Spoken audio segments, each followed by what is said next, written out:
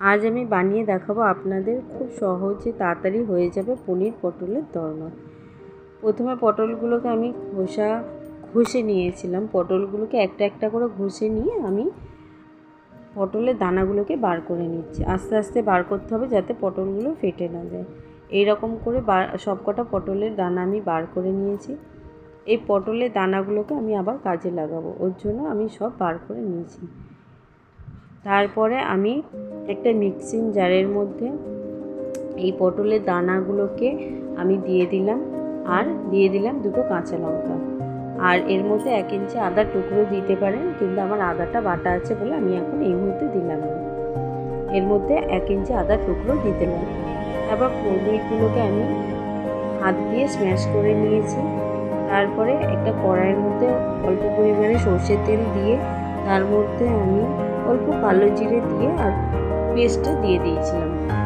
তারপরে দিয়ে দিলাম 1/2 চামচ আদা বাটা আর 1 চামচ জিরে বাটা। তারপরে ভালো করে নেড়ে চেড়ে নিয়ে আমি এর মধ্যে 1/2 চামচ গরম মশলা অ্যাড করে দিলাম।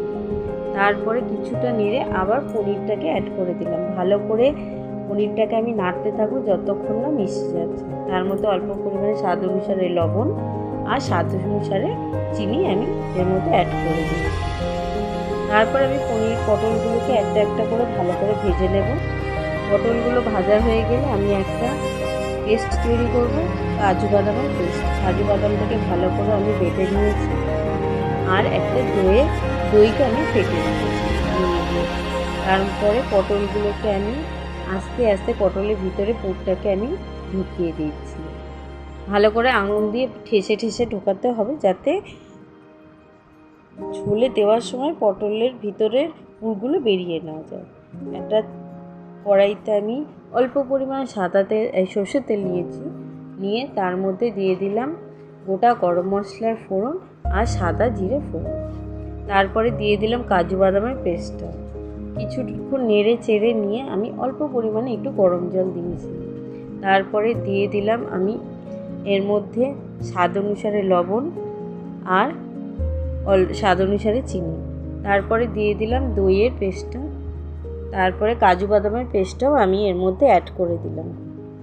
দিয়ে আমি নেড়ে চেড়ে নিয়ে অল্প পরিমাণে হলুদের গুঁড়ো আর অল্প পরিমাণে কাশ্মীরি লঙ্কার গুঁড়ো দিয়ে দিলাম।